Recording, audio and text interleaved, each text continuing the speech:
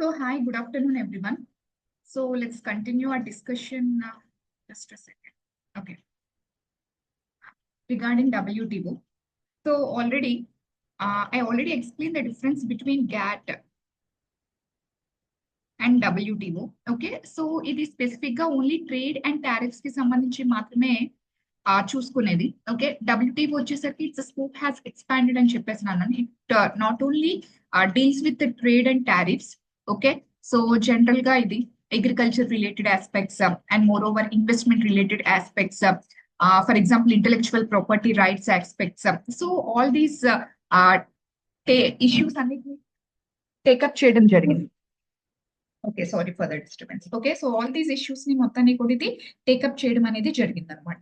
Okay, so already మనం agreement on agriculture, so regarding agreement on agriculture మనం already complete చేసుకున్నాం. And I already previous class లో intellectual property rights గురించి కూడా నేను మాట్లాడాను. Okay, so I have already completed this agriculture related aspects and intellectual property rights aspects కూడా నేను already cover చేశాను. సో రైట్ నౌ ఏంటంటే so maximum I try to wind it off అనమాట. ఈ రోజుతో WTO all ministerial conferences and all aspects కూడా ఈ రోజు ఫినిష్ ఆఫ్ చేయడానికి ట్రై చేద్దాము. Okay, so that we are having other also. So at the what is my target ఏంటంటే May ending కల్లా సిలబస్ కంప్లీట్ చేయాలి అని చెప్పేసి నా target. Yes we can easy. ఇంకా మహా అయితే లైక్ 4-5 టాపిక్స్ ఉన్నాయి మీకు సిలబస్ లో, అవి చూపిస్తుంది. జస్ట్ దేస్ ఆర్ 4-5 టాపిక్స్ అనమాట. ఈజీగా మనం ఫినిష్ అప్ చేసేసేయచ్చు. Okay, so at any cost మనం మే ఎండింగ్ కల్లా సిలబస్ కంప్లీట్ చేయడానికి will try. Okay, so see here. So next topic వచ్చేసరికి regarding so agreement on agriculture అయిపోయింది, ఇంటెలెక్చువల్ ప్రాపర్టీ రైట్స్ అయిపోయింది కాబట్టి so let's move on to investment measures అనమాట. Okay, so investment measures. Okay, so third aspect వచ్చేసరికి regarding investment measures. So investment measures కి సంబంధించి we are having an agreement called as TRIMS. WTO లో there is a provision called as TRIMS అనమాట. Okay, so TRIMS అంటే దీన్ని general గా మనం trade related investment measures. Okay, so trade related investment measures అని చెప్పేసి పిలుస్తూ ఉంటాం అనమాట. సో జనరల్ గా ఏంటంటే ఈ పర్టికులర్ ఆస్పెక్ట్ అనేది it actually deals with investment of MNCs and foreign direct investment.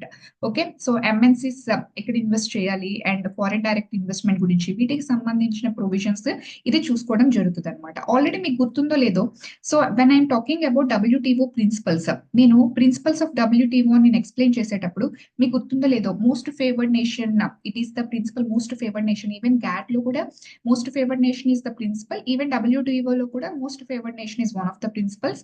And ఇంకొకటి మీకు గుర్తుందో లేదో, నేషనల్ ట్రీట్మెంట్ అన్న కాన్సెప్ట్ నేను మీకు ఎక్స్ప్లెయిన్ చేశాను. I think so you don't remember it. So just నేను రిఐటరేట్ చేస్తాను.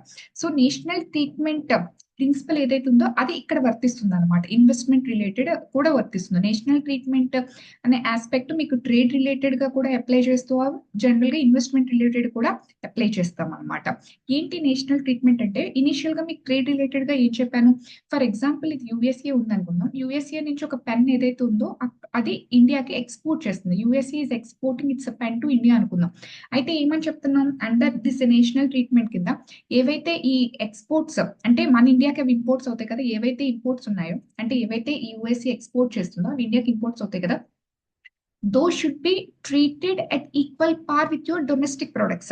అంటే ఆ పెన్ ని మన డొమెస్టిక్ పెన్ తో ఈక్వల్ గా చూడాలి, నేషనల్ ట్రీట్మెంట్ అనేది ఇవ్వాలి. ఓకే, సో అట్లీస్ట్ అది ఎలాగో ఇవ్వడానికి అవ్వదు అని చెప్పాను, ఎందుకంటే జనరల్ గా వీళ్ళు ఇంపోజ్ కస్టమ్ డ్యూటీస్ అనేది ఇంపోర్ట్ చేస్తాం. Okay, so custom duties import చేస్తాం, ఇంపోర్ట్ డ్యూటీస్ అనేవి ఇంపోర్ట్ చేస్తాం. ఓకే, వన్స్ ఎంటర్ అయిన తర్వాత ఆఫ్ కోర్స్ మీరు ఇంపోర్ట్ డ్యూటీస్ వేసుకోండి, everything goes okay. But once import duty అది వేసేసిన తర్వాత అట్లీస్ట్ అది మీ డొమెస్టిక్ డొమైన్ లోకి వెళ్ళిపోయిన తర్వాత, అంటే ఇండియాలోకి అట్లీస్ట్ అది ఎంటర్ అయిపోయిన తర్వాత అయినా సరే మీ డొమెస్టిక్ పెన్ కి ఏ టైప్ ఆఫ్ ఛాన్సెస్ అనేవి ఇస్తున్నారో, ఆపర్చునిటీ అయితే ఇస్తున్నారో అది సేల్ చేసుకోవడానికి, మేబీ మార్కెటింగ్ స్ట్రాటజీస్ అవ్వచ్చు, what ever it is.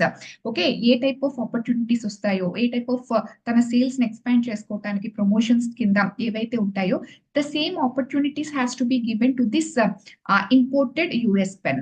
Okay, imported US pen కూడా మీరు అదే టైప్ ఆఫ్ ఆపర్చునిటీస్ ఇవ్వాలి. ఈ రెండింటికి ఈక్వల్ పార్ లెవెల్ ప్లేయింగ్ ఫీల్డ్ అనేది ఉండాలి. ఓకే, సో అంటే ఏంటంటే like hi Bhagya. Okay, so level playing field అనేది సో జనరల్ గా ఉండాలి. Okay, so level playing field ఉండడం అంటే ఏంటంటే అక్కడ ఏదైతే ఆ, a- a type of opportunities అయితే ఇస్తున్నామో సేమ్ టైప్ ఆఫ్ ఆపర్చునిటీస్ అనేది ఓకే దీనికి కూడా ఇవ్వాలి అని చెప్పేసి చెప్పడం. అది జనరల్ గా మనం నేషనల్ ట్రీట్మెంట్ గురించి మాట్లాడతాం. Yes, good afternoon. Okay, national treatment ఇది నేను మీకు ట్రేడ్ రిలేటెడ్ గురించి ఎక్స్ప్లెయిన్ చేశాను కదా. The same thing here applicable to investment అనమాట. అంటే for example see here, for example ఏవైనా ఎంఎన్సీస్ వచ్చాయి అనుకుందాం. ఓకే, అంటే ఎంఎన్సీస్ ఎలా వస్తాయి, ఎఫ్డిఐ రూపంలో ఇండియాకి రావడం జరుగుతుంది. ఫర్ ఎగ్జాంపుల్ ఎలన్ మస్క్ ఉన్నాడు అనుకోండి. Elon Musk for example Tesla, Tesla అనేది ఎంఎన్సీ అనమాట. అదేంటి ఇండియాకి ఎఫ్డిఐ రూపంలో ఇండియాలోకి ఎంటర్ అవ్వడం జరుగుతుంది కదా. ఓకే, అప్పుడు ఆ పర్టికులర్ ఎంఎన్సీ ఇండియాలోకి ఎంటర్ అయినప్పుడు ఆ కంపెనీ ఏదైతే ఉందో ఆ కంపెనీకి, ఓకే టెస్లా అనే కంపెనీకి ఇండియాలో ఉన్న ఫర్ ఎగ్జాంపుల్ మారుతి సుజుకి అన్న కంపెనీకి ఏ టైప్ ఆఫ్, మారుతి అనేది ఏంటి ఇండియాది కదా, సుజుకి అనేది అఫ్ కోర్స్ ఈ జాయింట్ వెంచర్, సుజుకి అనేది జపాన్ అనుకోండి. ఏ టైప్ ఆఫ్ ఆపర్చునిటీస్ ఈ డొమెస్టిక్ కంపెనీకి ఉన్నాయో the same type of opportunities you have to provide for Tesla అని చెప్పేసి చెప్పడం అనమాట. అంటే నేషనల్ ట్రీట్మెంట్ అంటే అది ట్రేడ్ రిలేటెడ్ అవ్వచ్చు, ఇన్వెస్ట్మెంట్స్ రిలేటెడ్ అవ్వచ్చు అనమాట. ఒక ఫారిన్ గూడ్స్ అవ్వచ్చు, ఒక ఫారిన్ ఇన్వెస్ట్మెంట్ అవ్వచ్చు, వేరే ఒక కంట్రీ హోస్ట్ కంట్రీకి వెళ్ళినప్పుడు. ఓకే, అంటే ఫర్ ఎగ్జాంపుల్ అమెరికాలో ఉన్న గూడ్ అవ్వచ్చు, అమెరికా నుంచి వచ్చి ఇన్వెస్ట్మెంట్ అవ్వచ్చు ఇండియాకి వచ్చి అనుకోండి.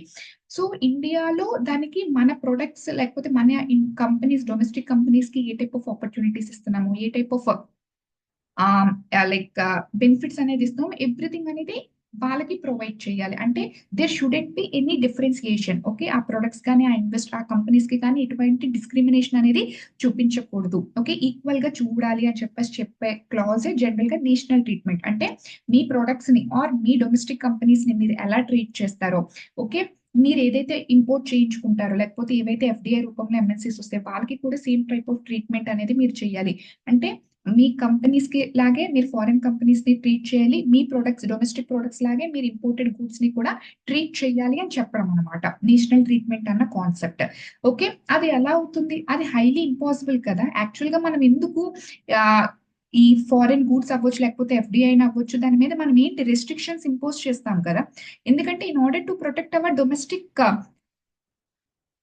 మార్కెట్, మన డొమెస్టిక్ మార్కెట్ ని, మన డొమెస్టిక్ కంపెనీస్ ని, మన డొమెస్టిక్ గూడ్స్ ని మనం ప్రొటెక్ట్ చేసుకోవడం మనకి చాలా చాలా ఇంపార్టెంట్. లేకపోతే బ్రిటిష్ టైం పీరియడ్ లో ఏదైతే జరిగిందో అలా మనం ఏంటంటే కంప్లీట్ గా డి ఇండస్ట్రియలైజ్డ్ అయిపోతాం కదా. Okay, how can we rely on foreign companies. Okay, so అందుకని చెప్పి ఈ national treatment principle it is one of the major principles of WTO అయినా ఇది యాక్చువల్ గా ఎవరు ఇన్సిస్ట్ చేస్తున్నారు, డెవలప్డ్ కంట్రీస్ ఇన్సిస్ట్ చేస్తున్నాయి అనమాట. Like USA, European union, Japan. Okay, ఎందుకంటే ఇప్పుడు మేజర్ ఎమర్జింగ్ ఎంఎన్సీస్ అన్ని వాళ్ళవే కదా, దే ఆర్ రూలింగ్ అనమాట. ఓకే, బట్ ఇది డెవలపింగ్ కంట్రీస్ ఎవరైతే ఉన్నారో డెవలపింగ్ కంట్రీస్ కి ఇది ప్రాబ్లం. ఓకే, ఎందుకంటే వీళ్ళు కంప్లీట్ గా ఆ వరల్డ్ ఎకానమీని మొత్తాన్ని వీళ్ళు యాక్చువల్ గా రూల్ చేస్తున్నారు, శాసిస్తున్నారు. ఆల్రెడీ వీళ్ళకి ఇండస్ట్రియల్ రెవల్యూషన్ ఎప్పుడో 1800s లో వచ్చింది. ఓకే, సో యూకే లో 1750s లో వచ్చేసింది, and Europe, America, okay Japan వీళ్ళకే కదా ఇండస్ట్రియల్ రెవల్యూషన్స్ అనేవి వచ్చాయి. బై 1850s వీళ్ళందరికీ ఇండస్ట్రియల్ రెవల్యూషన్స్, బట్ ఇండియాకి ఇప్పటికీ ఇండస్ట్రియల్ రెవల్యూషన్ రాలేదు. ఇప్పుడు మనం వాళ్ళ ప్రొడక్ట్స్ ని, మన ప్రొడక్ట్స్ ని ఎలా ఈక్వల్ గా ట్రీట్ చేస్తాం. మన డొమెస్టిక్ కంపెనీ ప్రొడ్యూస్ చేసిన పెన్ ని అండ్ వాళ్ళు ఏదో ఒక పెన్ ప్రొడ్యూస్ చేసి ఇంపోర్ట్ చేయించుకుంటే వాళ్ళకి మనం ఎలా ఈక్వల్ ట్రీట్మెంట్ ఇస్తాం, మేము ఇవ్వలేము. ఇది మా కంపెనీస్ ని కంప్లీట్ గా మేము డిగ్రేడ్ చేసుకున్నట్టు అవుతుంది. సో దీనివల్ల ఫారెన్ కంపెనీసే మా కంట్రీని మోనోపోలైజ్ చేసేస్తాయి అని చెప్పేసి మనం దీనికి ఒప్పుకోలేదు. ఈవెన్ ట్రేడ్ రిలేటెడ్ ఆస్పెక్ట్స్ లోనే ఒప్పుకోలేదు, and more over investment related aspects లో కూడా మనం దీన్ని ఒప్పుకోలేదు. కానీ ఈ రకంగా ఒక నేషనల్ ట్రీట్మెంట్ అనేది ఉండాలి. ఇదంతా ఒకే గ్లోబల్ మార్కెట్. ఓకే, ఇందులో ఏ టైప్ ఆఫ్ రెస్ట్రిక్షన్స్ ఉండవు. మీకు గుర్తుందా tariffication norms. Okay, non tariff barriers నుంచి టారిఫ్స్ కి వెళ్ళాలి, తర్వాత టారిఫ్స్ స్లోగా తగ్గించి ఇదంతా ఒక ఫ్రీ ట్రేడ్ అగ్రిమెంట్ కింద వెళ్ళాలి. ఓకే, ఎటువంటి లైక్ ఇంపోర్ట్స్ లేకుండా. ఫర్ ఎగ్జాంపుల్ ఇప్పుడు నేను యూపీ నుంచి బెంగాల్లోకి ప్రొడక్ట్స్ వెళ్తుంటే ఎక్స్ట్రా కస్టమ్ డ్యూటీస్ ఏమి వేయం, బికాస్ ఇదంతా ఒకటే మార్కెట్. ఇండియా మొత్తంలో ఎక్కడి నుంచి ఎక్కడికి గూడ్స్ వెళ్ళినా అదంతా ఒకటే నేషనల్ మార్కెట్ కింద అంట. మహా అయితే ట్రాన్స్పోర్టేషన్ ఫీజు పెరుగుతుంది, ఎందుకంటే ఒక ప్రొడక్ట్ వెస్ట్ బెంగాల్లో ప్రొడ్యూస్ అయింది అనుకోండి, అది గుజరాత్ కి వెళ్తే ట్రాన్స్పోర్టేషన్ యాడ్ ఆన్ అవుతుంది. కాబట్టి మేబీ దాని వల్ల ఒక మైన్యూట్ ప్రైస్ డిఫరెన్సెస్ ఉంటాయి తప్పితే రిమైనింగ్ ఎక్స్ట్రా కస్టమ్ డ్యూటీస్ వల్ల వాటి వల్ల అవి, బికాస్ ఇండియా మొత్తం ఒకటే నేషనల్ మార్కెట్. అలా వరల్డ్ మొత్తం ఒకే మార్కెట్ ఉండాలి. ఎక్కడ ప్రొడ్యూస్ అయినా ఎక్కడికైనా ఇంపోర్ట్ చేసుకోవచ్చు, ఎక్కడైనా ఎక్స్పోర్ట్ చేయొచ్చు. అంటే అది ఎలా అవుతుంది, ఆ లెవెల్ ప్లేయింగ్ ఫీల్డ్ అవ్వదు. ఎందుకంటే some countries like America, Japan, European union ఒకప్పుడు ఏంటంటే ఈ లైక్ యూరోప్ ఏంటంటే కాలనీస్ కింద చేసేసింది. ఇప్పుడు చాలా మందికి 100 years 50 years అయ్యాయి ఇండిపెండెన్స్ వచ్చి. వాళ్ళతో మనం ఎలా కంపీట్ అవుతాం? ఇది అవ్వదు కదా. వాళ్ళేమో మన మీద బలవంతంగా రుద్దుతున్నారు అనమాట. ఇది ఒక నేషనల్ మార్కెట్ కింద ఎమర్జ్ అవ్వాలి, ఒక వరల్డ్ మార్కెట్ కింద ఎమర్జ్ అవ్వాలంటే ఎలా అవుతుంది? అవ్వలేదు. సో డెవలపింగ్ కంట్రీస్ ఈ నేషనల్ ట్రీట్మెంట్ కాన్సెప్ట్ ని ఫస్ట్ నుంచి కూడా అపోజ్ చేస్తూనే వచ్చారు. ఈవెన్ అది ట్రేడ్ రిలేటెడ్ అవ్వచ్చు, లేకపోతే ఇన్వెస్ట్మెంట్ రిలేటెడ్ అవ్వచ్చు. నేషనల్ ట్రీట్మెంట్ ని మేము యాక్సెప్ట్ చెయ్యమని చెప్పేసి చెప్తూ వచ్చారనమాట. ఓకే, సో అంటే see here. సో దీని కింద ఏంటంటే under this restrictions on foreign firms, restrictions and one thing, మనకి యూకేకి అండ్ ఇండియాకి లైక్ అగ్రిమెంట్ జరిగిందమ్మా, free trade agreement. It is in current affairs, just go through it. Okay, మీరు ఈ operation Sindoor ని ఎక్కువ ఫోకస్ చేసి అదర్ ఆస్పెక్ట్స్ ని మీరు మర్చిపోయి ఉండుంటారు. ఓకే, సో రీసెంట్ గా మనకి there is a free trade agreement which was happen between UK and India. What is that agreement ఏంటి అనేది ఒకసారి చూడండి. ఓకే, సో ఫారెన్, ఇది కరెంట్ అఫైర్స్ కాబట్టి ఎకానమీ ఆస్పెక్ట్ లో ఇది ఇంపార్టెంట్. అంటే లైక్ ఏమేమి ఆస్పెక్ట్స్ లో ఏ ట్రేడ్ డీల్స్ అనేవి జరిగాయి. సో జస్ట్ ఒక overall view you will understand. ఒకవేళ అర్థం కాకపోతే you can ask me the questions అనమాట. Okay, so under this the restrictions on foreign firms should be kept. ఇవేమంటున్నారు? The restrictions. ఓకే, సో ఈ TRIMs కింద అంటే ట్రేడ్ రిలేటెడ్ ఇన్వెస్ట్మెంట్ మెజర్స్ కింద. Okay, restrictions on foreign firms ఏంటంటే should be kept within reasonable limits. Restrictions reasonable limits లో ఉండాలి and అవి gradual గా ఆ లిమిట్స్ కూడా రెడ్యూస్ అవ్వాలి అని చెప్తున్నారు అనమాట. And it should be gradually reduced. Okay, so the restrictions on foreign firms ఏవైతే ఉన్నాయో అవి రీజనబుల్ గా ఉండాలి. Over a period of time ఏంటంటే ఇది గ్రాడ్యువల్ గా రెడ్యూస్ అయిపోయి ఇది ఒక గ్లోబల్ మార్కెట్ లా ఉండాలి. Okay, there should be no discrimination. మీ డొమెస్టిక్ గుడ్ కి ఆ ఫారెన్ గుడ్ కి డిస్క్రిమినేషన్ ఉండకూడదు, మీ డొమెస్టిక్ కంపెనీకి ఫారెన్ కంపెనీకి మధ్య డిస్క్రిమినేషన్ ఉండకూడదు అని చెప్తున్నారు అనమాట. Okay, the investment should be identified as that of me domestic companies కి ఏ ఇన్వెస్ట్మెంట్స్ కి ఏ ఆపర్చునిటీస్ ఇచ్చారో సేమ్ ఆపర్చునిటీస్ అనేది ప్రొవైడ్ చేయాలి అని చెప్పేసి చెప్తున్నారు అనమాట. ఓకే, ఎస్, సో ఇది స్పెసిఫిక్ గా ట్రిమ్స్ కి సంబంధించింది అనమాట. ఓకే, అండ్ నెక్స్ట్ వచ్చేసరికి గ్యాట్స్ అంటాం. గ్యాట్ అంటే ఇది కాదు, general agreement on trade and tariffs, ఇది కాదు. ఈ గ్యాట్స్ ఏంటంటే దీన్ని జనరల్ గా మనం ఏమని పిలుస్తామంటే జనరల్ అగ్రిమెంట్. ఇదంతా నేను ఇన్వెస్ట్మెంట్ మెజర్స్ లో పాటే చెప్తున్నా. Okay, general agreement on trade in services, general agreement on trade in services. Okay, దీన్ని గ్యాట్స్ అని పిలుస్తాం, general agreement on trade in services. అంటే స్పెసిఫిక్ ఇది సర్వీస్ ఎక్స్పోర్ట్ అవ్వచ్చు, లేకపోతే సర్వీసెస్ ఇంపోర్ట్ అవ్వచ్చు. ఫర్ ఎగ్జాంపుల్ మనం ఐటీ సర్వీసెస్ ఉన్నాయి, ఐటీ సర్వీసెస్ మనం ఏంటి ఎక్స్పోర్ట్ చేస్తున్నాం. ఓకే, ఫర్ ఎగ్జాంపుల్ ఏమైనా travel and tourism. Okay, those are the services. Okay, BPO services. Okay, ఈ రకంగా మనం సర్వీసెస్ ని కూడా ఎక్స్పోర్ట్ అండ్ ఇంపోర్ట్ అనేది చేస్తాం కదా. దానికి రిలేటెడ్ గా డబ్ల్యూటీఓలో ఏమేమి క్లాజెస్ అనేవి ఉన్నాయి, దానికి మనం ఎలా కంప్లై ఉండాలి అని వాటి గురించి మాట్లాడేది గ్యాట్స్ అనమాట. It's an general agreement on trading services అనమాట. ఓకే, సో దీని కింద ఏంటంటే ఈ ట్రేడింగ్ సర్వీసెస్ అనేది ప్రోగ్రెసివ్ గా లిబరలైజ్ అవ్వాలి, కొంచెం ఈజీ అప్ చేయాలి. ఈ ట్రేడింగ్ సర్వీసెస్ ప్రోగ్రామ్ అంటే చాలా స్ట్రింజెంట్ గా ఉన్నాయి నార్మ్స్, వాటిని కొంచెం ఈజీ అప్ చేయాలి, లిబరలైజ్ చేయాలి అని చెప్తున్నారు అనమాట. సో దీని కింద ఏంటంటే ఈ డిఫరెంట్ టైప్స్ ఆఫ్ సర్వీసెస్ ని డిఫరెంట్ మోడ్స్ కింద క్లాసిఫై చేశారనమాట. The classification of services. Okay, WTO ఈ సర్వీసెస్ ని డిఫరెంట్ మోడ్స్ కింద క్లాసిఫై చేయడం జరిగింది. సో ఏంటి క్లాసిఫికేషన్ అంటే, సో ఫస్ట్ వన్ ఇది 4 మోడ్స్ కింద or model. Mode 1, mode 2, mode 3 and mode 4. Just a second.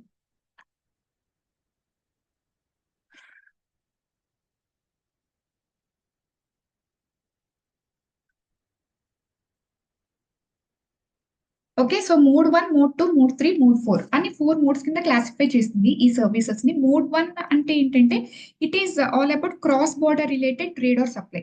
Okay, so cross border related trade or supply.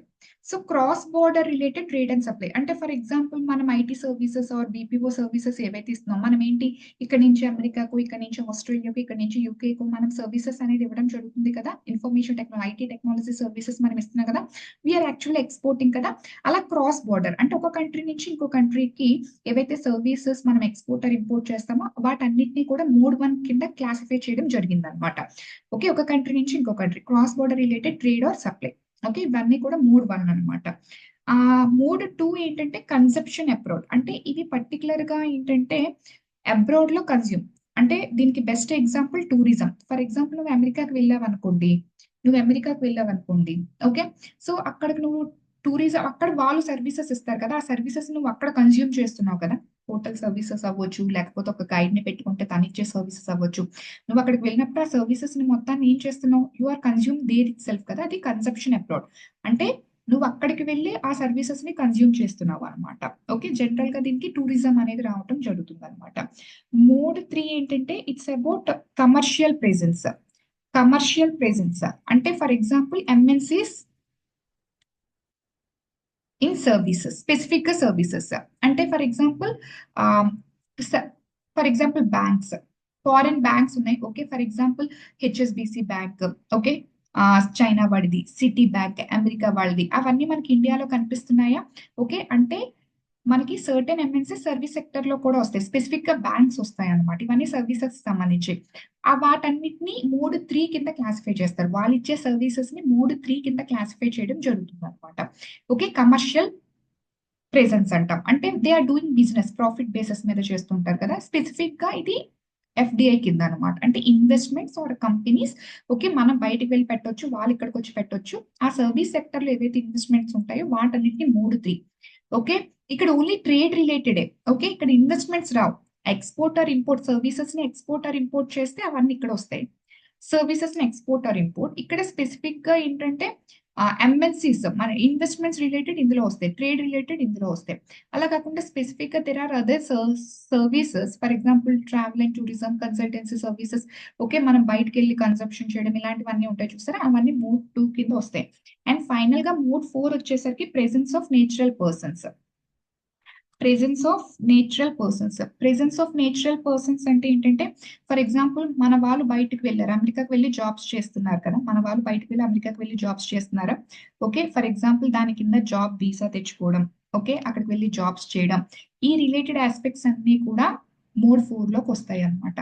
For example మీకు మొన్న లైక్ ట్రంప్ అనేది ఓకే అమెరికాకి మొన్న ట్రంప్ సెకండ్ టైం ఏంటంటే resume లోకి వచ్చేటప్పుడు, ఓకే, సెకండ్ టైం ప్రెసిడెంట్ అయినప్పుడు a lot of norms ని చాలా దారుణంగా ఏంటంటే స్ట్రింజెంట్ చేసేసాడు. ఓకే, చాలా మంది ఏంటంటే ఇండియాకి తిరిగి వచ్చేయడం కూడా జరిగింది. H1B వీసాస్ ని చాలా స్ట్రింజెంట్ చేసేసేయడం. ఇంకా అక్కడ ఇంతకు ముందు ఏంటంటే జస్ట్ అక్కడ పుడితే వాళ్ళకి సిటిజన్షిప్ వచ్చేది. ఇప్పుడు ఏంటంటే అలా సిటిజన్షిప్ మేము ఇవ్వమని చెప్పడం. A lot of norms. ఇప్పుడు ట్రేడ్ రిలేటెడ్ ఆస్పెక్ట్స్ ఏవైతే ఉన్నాయో, ఓకే, మన వాళ్ళు అక్కడికి వెళ్ళి జాబ్ చేయడానికి అవ్వకుండా H1B విషయాస్ లో వీటన్నిటిలో ఇష్యూస్ చేశారా, అవన్నీ మోడ్ 4 కేటగిరీ కింద WTO ఆ రూల్స్ ఎలా ఫ్రేమ్ వర్క్ చేయాలి, వీసా విషయంలో ఏ టైప్ ఆఫ్ రూల్స్ ఉండాలి ఆల్ ఓవర్ ద కంట్రీస్, అవన్నీ కూడా WTO మోడ్ 4 కింద చూస్తుంది అనమాట. అయితే ఎలా పడితే అలా ఏ కంట్రీ పడితే ఆ కంట్రీ నార్మ్స్ చేయడానికి వీల్లేదు. It has to comply with WTO norms under mode 4. Okay, మనం బయటికి వెళ్ళి జాబ్ చేయాలన్నా, వాడు ఇక్కడికి వచ్చి జాబ్ చేయాలన్నా, ఓకే, ఇవన్నీ మోడ్ 4 కింద WTO కొన్ని నార్మ్స్ ఫ్రేమ్వర్క్ చేస్తా ఆ నార్మ్స్ కి తగ్గట్టుగానే కంప్లై అయి ఉండాలి. అయితే మనకి అఫ్ కోర్స్ ట్రంప్ రెజ్యూమ్ లోకి రాగానే వరల్డ్ హెల్త్ ఆర్గనైజేషన్ నుంచి బయటకు వచ్చేయడం, హెల్త్ రిలేటెడ్ ఆస్పెక్ట్స్, దానివల్ల ఏంటంటే వ్యాక్సినైజేషన్ ఇమ్యూనైజేషన్ ప్రోగ్రామ్స్ అనేది ఈ గ్రేటర్ స్టాల్ అనేది వచ్చింది. అండ్ WTO నార్మ్స్ కూడా అతను చాలా వరకు ట్రేడ్ విషయం.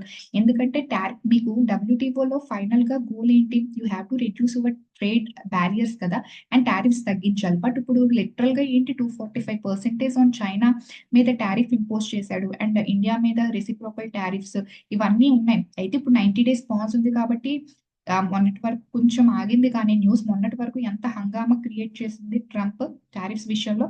మరి ఇంతలాగా ఒక అమెరికా అదర్ కంట్రీస్ మీద ఇంత దారుణంగా ఇంపోజ్ చేస్తున్నప్పుడు WTO ఏం చేస్తుంది, ఆర్ గెటింగ్ ద లాస్. ఇక్కడ WTO ఏం చేస్తుంది. సో అందుకే లైక్ మీకు ఏంటంటే ఒక మెయిన్స్ ఓరియంటేషన్ క్వశ్చన్ కూడా వస్తుందమ్మా ఈ ఇయర్ గ్రూప్ 1 వస్తే. అంటే గ్లోబలైజేషన్ ఎరా ముగిసిపోయింది అంటాం అనమాట. అంటే అందరూ కలిసికట్టుగా అన్ని చేయాలి, అందరూ దానికే కంప్లై అయి ఉండాలి. ఈ గ్లోబలైజేషన్ ఎరా ముగిసిపోయింది. ఇప్పుడు అందరూ కూడా రీజనల్ బ్లాక్స్ కింద ఎమర్జ్ అయిపోతున్నారు.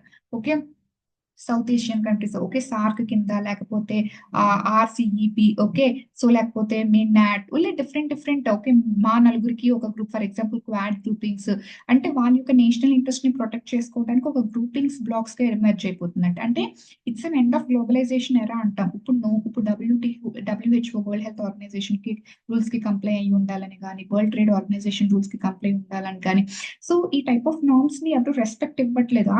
ఇందులో కూడా ఈ లాట్ ఆఫ్ కాన్ఫరెన్సెస్ నేను చెప్తాను, ఓకే, వాటికి ఎవరు రెస్పెక్ట్ ఇవ్వట్లేదు అనమాట. ఓకే, సో అందుకని ఈ క్వశ్చన్ కి ప్రిపేర్ అయ్యి ఉండండి. It's an end of globalisation.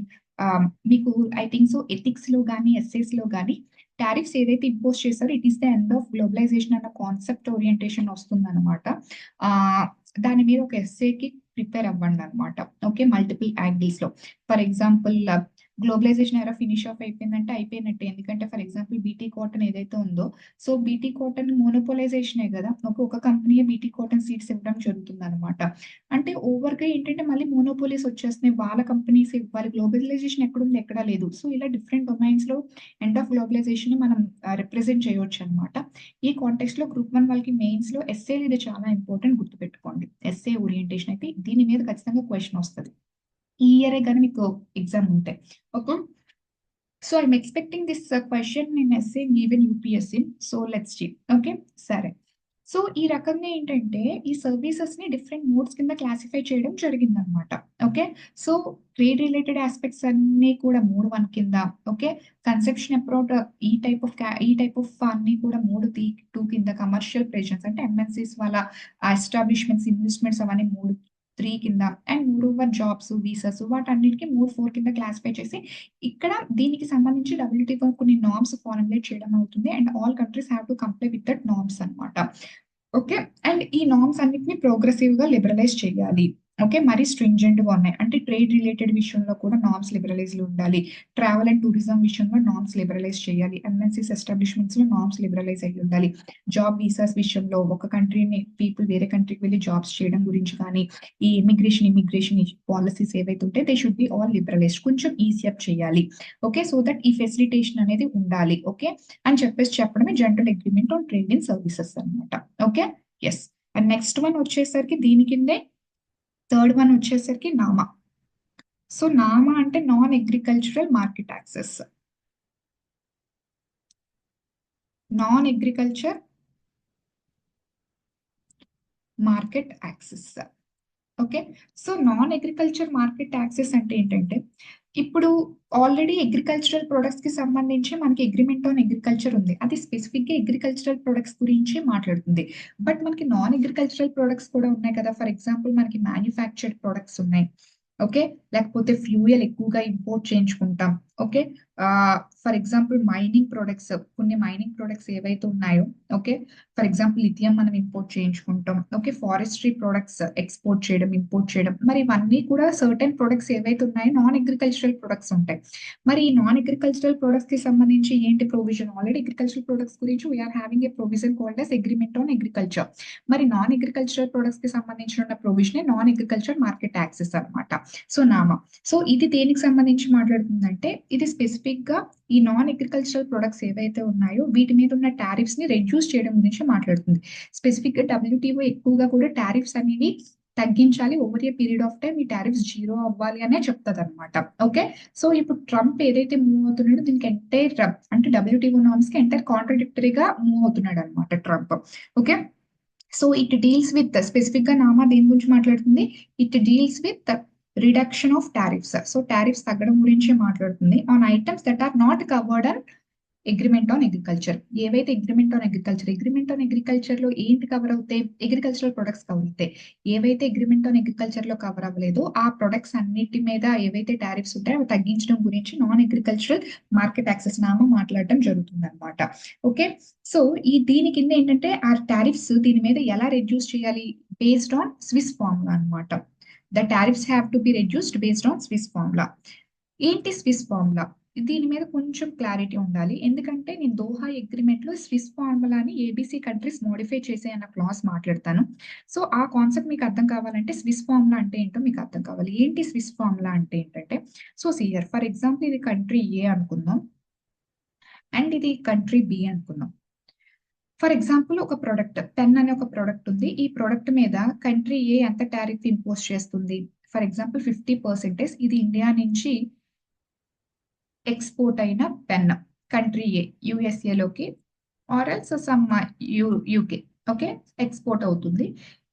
USA Indian pen మీద ఎంత టారిఫ్ వేసింది? 50% టారిఫ్ వేయడం జరిగింది అనమాట. 50% అంటే 100 రూపీస్ పెన్ అయితే 150 రూపీస్ అమ్ముడుపోతుంది యుఎస్ఏలో.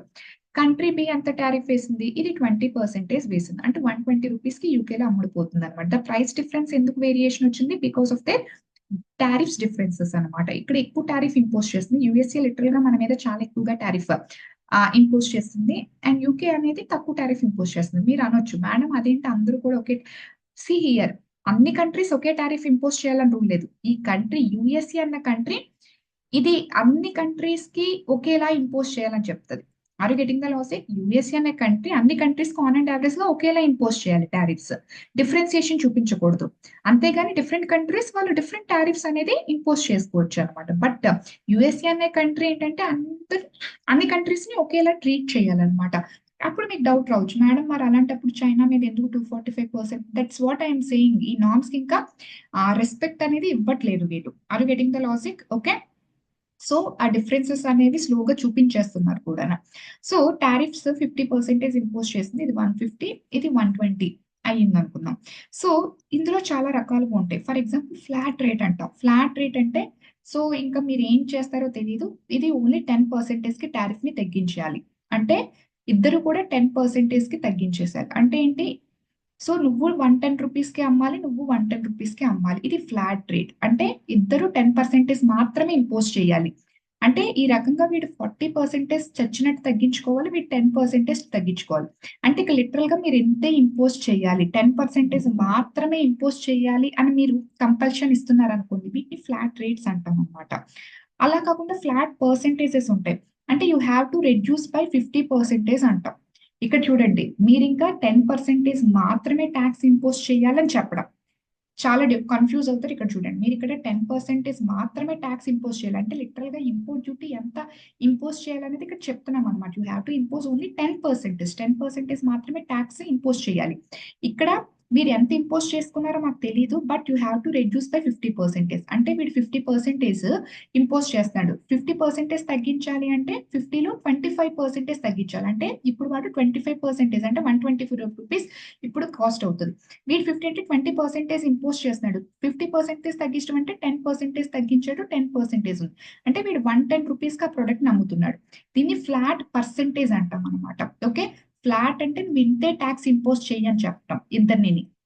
ఫ్లాట్ పర్సెంటేజ్ అంటే తగ్గించడం, రిడక్షన్ ఫ్లాట్ పర్సెంటేజ్ అంటే ఇంత పర్సెంటేజ్ తగ్గించండి. వీడి మీద నువ్వు 50% తగ్గించండి అంటే వీడు 50% వేసుకుంటున్నాడు కాబట్టి 25% తగ్గించి 25% ఇచ్చాడు, వీడు 10% ఇచ్చాడు. ఇది రిడక్షన్ ఫ్లాట్ పర్సెంటేజ్ అనమాట. అలా కాకుండా ఇప్పుడు మనకి స్విస్ ఫార్ములా ఏదైతే ఉందో, ఈ స్విస్ ఫార్ములా ఎలా వస్తుంది అంటే, సి హియర్ స్విస్ ఫార్ములా దేని మీద డిపెండ్ అవుతుంది అంటే, ఎవరైతే ఎక్కువ టారిఫ్స్ ఇంపోజ్ చేస్తున్నారో, ఓకే, ఎక్కువ టారిఫ్స్ ఎవరైతే ఇంపోజ్ చేస్తారో వాళ్ళు ఎక్కువ టారిఫ్ రిడక్షన్ చేయాలి. ఎక్కువ టారిఫ్ ఇంపోజ్ చేసినోడు మోర్ రిడక్షన్ చేయాలి. తక్కువ ఎవరైతే ఇంపోజ్ చేస్తున్నారో వాళ్ళు తక్కువ తగ్గిస్తే సరిపోతుంది. ఓకే, ఎక్కువ ఇంపోజ్ చేసిన వాడు ఎక్కువ తగ్గించాలి, తక్కువ ఇంపోజ్ చేసిన వాడు తక్కువ తగ్గించినా సరిపోతుంది అని చెప్పడం అనమాట. ఓకే, అంటే ఏంటి మీకు న్యూమరికల్ గా ఎక్స్ప్లెయిన్ చేయాలి అంటే, ఫర్ ఎగ్జాంపుల్ ఇది ఏం చెప్తుంది? 50% ఇంపోజ్ చేస్తుంది కదా అమెరికా. ఓకే, సో 50% చేస్తున్నావు కాబట్టి నువ్వు 50% తగ్గించాలి. ఓకే, నువ్వు 50% తగ్గించాలి అంటే నువ్వు 25% మాత్రమే ఇంపోజ్ చేయాలి అని చెప్పడం. వీడంత ఇంపోజ్ చేస్తున్నాడు? 20% ఇంపోజ్ చేస్తున్నాడు కదా. ఓకే, నువ్వు 25% తగ్గించు. ఇక్కడ చూడండి, వీడిని 50% తగ్గించమని చెప్తున్నారు, బట్ ఇక్కడ నువ్వు 25% తగ్గించు చాలు అని చెప్తున్నారు. 25% తగ్గించడం అంటే 75% అంటే ఆల్మోస్ట్ 15 రూపీస్. ఓకే, 15 రూపీస్ అంటే ఇది 125 రూపీస్ కి అమ్ముడుపోతుంది, ఇది 115 రూపీస్ కి అమ్ముడుపోతుంది అనమాట. Are you getting the logic? నేను జస్ట్ మళ్ళీ రీఐటరేట్ చేస్తున్నాను. స్విస్ ఫార్ములా మీకు అర్థం కావాలమ్మా. ఎందుకంటే దోహా అగ్రిమెంట్ లో దీని మీద క్లాజెస్ ఉంటాయి. యాక్చువల్ గా సి, అర్థమైందా? Any doubts? స్విస్ ఫార్ములా అంటే ఎక్కువ టారిఫ్స్ ఎవరైతే ఇంపోజ్ చేస్తారో వాళ్ళు ఎక్కువ తగ్గించాలి, తక్కువ టారిఫ్స్ ఎవరైతే ఇంపోజ్ చేస్తారో వాళ్ళు తక్కువ తగ్గించాలన్నమాట. స్విస్ ఫార్ములాలో వీడు 50% ఇంపోజ్ చేస్తున్నాడు, అంటే లిటరల్ గా 50 రూపీస్ ఇంపోజ్ చేస్తున్నాడు. నువ్వు ఎక్కువ ఇంపోజ్ చేస్తున్నావు కాబట్టి ఎక్కువ తగ్గించాలి. నువ్వు 50% తగ్గించేసేయాలి నీ టారిఫ్స్, అంటే 25 రూపీస్ మాత్రమే ఇంపోజ్ చేయాలి. వీడు 20 రూపీస్ ఇంపోజ్ చేస్తాడు, తక్కువ ఇంపోజ్ చేస్తాడు, నువ్వు తక్కువ తగ్గించు, జస్ట్ 25% తగ్గించు, అంటే నువ్వు 5 రూపీస్ తగ్గించు, 15 రూపీస్ యూ కెన్ ఇంపోజ్ అని చెప్పడం అనమాట. ఇది స్విస్ ఫార్ములా. ఎవరైతే ఎందుకంటే అన్ని కంట్రీస్ ఒకేలా టారిఫ్స్ ఇంపోజ్ చేయవు కదా, ఎక్కువ టారిఫ్స్ ఇంపోజ్ చేసే కంట్రీని ఎక్కువ తగ్గించమనాలి, తక్కువ టారిఫ్స్ ఇంపోజ్ చేసిన వాళ్ళ మీద తక్కువ తగ్గించాలి అని చెప్పే ఫార్ములా మనకి Swiss formula. So generally Swiss formula మీద డిపెండ్ అయి ఉంటుంది WTO నార్మ్స్ అనమాట. అంతే తప్పితే ఫ్లాట్ రేట్లు, ఫ్లాట్ రిడక్షన్ అంటే అన్ని కంట్రీస్ మీరు ఇంత తగ్గించాలని చెప్పదు. ఎక్కువ కంట్రీస్ ఎవరైతే ఎక్కువ టారిఫ్స్ ఇంపోజ్ చేసే కంట్రీ ఎక్కువ తగ్గించమని చెప్తుంది, తక్కువ టారిఫ్స్ ఇంపోజ్ చేసే కంటే తక్కువ తగ్గించాలని చెప్తుంది అనమాట. ఓకే, ది వెయిట్ మీద non agricultural market access, specific గా నాన్ అగ్రికల్చరల్ ప్రొడక్ట్స్ మీద ఉన్న టారిఫ్స్ స్విస్ ఫార్ములా మీద వర్కౌట్ అవుతాయి అనమాట. అవి ఓకే, స్విస్ ఫార్ములా మీద వాళ్ళ యొక్క టారిఫ్స్ అనేది రెడ్యూస్ చేయాలి అని చెప్పే ప్రొవిజనే NAMA provision. Okay, so this is all about WTO యొక్క agreement on agriculture, investment measures, intellectual property rights, ఇవన్నీ కూడా అనమాట. ఓకే, మనం ఇక్కడ వరకు ఏంటంటే WTO ఎలా ప్రిన్సిపల్స్ ఉంటాయి, ఓకే, సో ఏమేమి అగ్రిమెంట్స్ జరిగాయి అని చూసాం అనమాట. ఓకే, ఇక్కడ నేను ప్రీవియస్ క్లాసెస్ లో ఆల్రెడీ నేను అగ్రిమెంట్ అండ్ అగ్రికల్చర్ చెప్పేశాను, ఇంటెలెక్చువల్ ప్రాపర్టీ రైట్స్ కి సంబంధించి చెప్పేశాను. ఓకే, అండ్ ఇక్కడ non agricultural products and trade in services కి సంబంధించి, okay, and more over investment measures streams కి సంబంధించి ఇవన్నీ కూడా కవర్ చేశాను. సో ఇంకా లాస్ట్ లెగ్ ఆఫ్ WTO వెళ్ళిపోదాం. So that is WTO ministerial conferences అనమాట, last topic. So WTO ministerial conferences. So ఏంటి WTO మినిస్టీరియల్ కాన్ఫరెన్సెస్? సో ఇప్పుడు మనకి మరకేష్ అగ్రిమెంట్ జరిగింది, మీకు గుర్తుంది కదా. Okay, so Marrakesh agreement WTO director general ఎవరైతే ఉన్నారో సో తను ఏమని చెప్పారు, సో మరకేష్ అగ్రిమెంట్ మీరు అందరూ ఖచ్చితంగా సైన్ చేయాలి, లేకపోతే ఈ అగ్రిమెంట్ నుంచి బయటకు వెళ్ళిపోవాలి. అప్పుడే కదా గ్యాట్ నేమ్ అనేది WTO కింద చేంజ్ అవ్వడం జరిగింది, ఒక అగ్రిమెంట్ కాస్త ఒక ఆర్గనైజేషన్ కింద ఫామ్ అవ్వడం జరిగింది. ఓకే, ఇది మరకేష్ అగ్రిమెంట్ యొక్క మేజర్ ప్రొవిజన్ అనమాట. దాని ద్వారా 1995 it came in to existence. అయితే దీని కింద ఎవ్రీ 2 years ఏంటంటే మినిస్టీరియల్, అంటే ఆల్ కంట్రీస్ యొక్క మినిస్టర్స్ కూర్చొని దీనికి సంబంధించిన based on the evolving changes ఏంటంటే దీనికి సంబంధించి ప్రొవిజన్స్ ని అప్డేట్ చేస్తూ ఉండాలన్నమాట. మినిస్టర్స్ కాన్ఫరెన్స్ అనేది జరుగుతుంది. ఫర్ ఎగ్జాంపుల్ ఇండియా నుంచి ఆల్రెడీ చెప్పాను, minister of industry and commerce represent చేయడం జరుగుతుంది అనమాట. ఓకే, సో మీకు ఆర్గనైజేషన్ ఆల్రెడీ చెప్పాను కదా, సో మినిస్టీరియల్ కాన్ఫరెన్సెస్ జరిగినప్పుడు అండ్ డిస్ప్యూట్ సెటిల్మెంట్ బాడీ ఏంటి, ఒక సెక్రటేరియట్ ఆర్గనైజేషన్ ఏముంటుంది, ఇవన్నీ కూడా ఆర్గనైజేషన్ స్ట్రక్చర్ చెప్పాను కదా. సో ఈ మినిస్టీరియల్ కాన్ఫరెన్సెస్ ఎవ్రీ 2 years కి జరుగుతుంది అనమాట. అందులో నేను 4-5 కాన్ఫరెన్సెస్ ఏదైతే WTO యొక్క ఎవాల్వ్ అంటే WTOలో స్పెసిఫిక్ మినిస్టీరియల్ కాన్ఫరెన్సెస్ చాలా చాలా ఇంపార్టెంట్. మీకు ఇంకా సింపుల్ గా చెప్పాలి అంటే ఎన్విరాన్మెంట్ లో మీరు ఆల్రెడీ చదువుకొని ఉంటారు. For example United nations conservation on biological diversity, UNF 3CC, UNCCD చదువుతున్నప్పుడు ఇవన్నీ కూడా కాప్ మీటింగ్స్ జరుగుతాయి. COP16, ఐ థింక్ సో ఇది COP19 ఇలా జరుగుతూ ఉంటాయి కదా. సో అందులో మీరు కొన్ని కాప్స్ చదువుతారు. For example UNFCC I think ఇది COP29, కానీ అన్ని చదవరు. కానీ మీరు ఖచ్చితంగా లైక్ 2015 లో జరిగిన ప్యారిస్ అగ్రిమెంట్ చదువుతారు కదా. Okay, and Kyoto protocol COP3 Kyoto protocol చదువుతారు. అంటే కొన్ని కొన్ని స్పెసిఫిక్ కాప్స్ ఏవైతే ఉన్నాయో, మినిస్టీరియల్ కాన్ఫరెన్సెస్ ఏవైతే ఉన్నాయో అవి చాలా ఇంపార్టెంట్. అంటే దాని యొక్క డొమైన్ మొత్తం మార్చేస్తాయి అన్నమాట అవి. అలాగా ప్రతి ఆర్గనైజేషన్ కి సర్టెన్ మినిస్టీరియల్ కాన్ఫరెన్సెస్ లో కొన్ని కీ చేంజెస్ వస్తాయి కదా, అవి మనం స్పెసిఫిక్ గా చదువుతాం. ఫర్ ఎగ్జాంపుల్ క్లైమేట్ చేంజ్ లో ప్యారిస్ అగ్రిమెంట్ చదువుతాం, క్యోటో ప్రోటోకాల్స్ చదువుతాం. ఓకే, సో అలాగా ఇప్పుడు WTO మినిస్టీరియల్ కాన్ఫరెన్సెస్ లో certain ministerial conferences, okay, which are very important. అందులో ప్రొవిజన్స్ ఏంటని మనం చదువుతాం అనమాట. ఓకే, అందులో ఫస్ట్ వన్, సో 1995 లో కాబట్టి ఇమీడియట్ గా నెక్స్ట్ ఇయరే సింగపూర్ లో మనకి 1996 లో ఫస్ట్ మినిస్టీరియల్ కాన్ఫరెన్స్ జరిగింది. తర్వాత జెనీవా, WTO యొక్క హెడ్ క్వార్టర్స్ జెనీవాలో ఉంది, ఎవ్రీ 2 years కి జరుగుతుంది ఇది. సో 1998 లో జరిగింది. సియట్ లో 19 ఇమీడియట్ గా, అంటే ఇది స్టార్టింగ్ లో జరిగింది, ఇది ఎండింగ్ లో జరిగింది. ఓకే, ఎవ్రీ ఇయర్ 2 2 years అని కాదు, జనరల్ గా 2 years గ్యాప్ ఉంటుంది, బట్ అక్కడ ఉన్న సర్కమ్స్టాన్సెస్ బట్టి మారుతూ ఉంటాయి. ఫర్ ఎగ్జాంపుల్ COVID-19 టైంలో 2020 2021 ఏమీ జరగలేదు, చాలా వరకు 3 years గ్యాప్ వచ్చాయి. అలా కొన్ని కొన్ని మారుతాయి అనమాట. బట్ జనరల్ గా ఎవ్రీ 2 years కి జరుగుతుంది. దోహా ఏదైతే ఉంటుందో, దోహా ఎక్కడ ఉంటుంది, ఖతార్ లో అనమాట.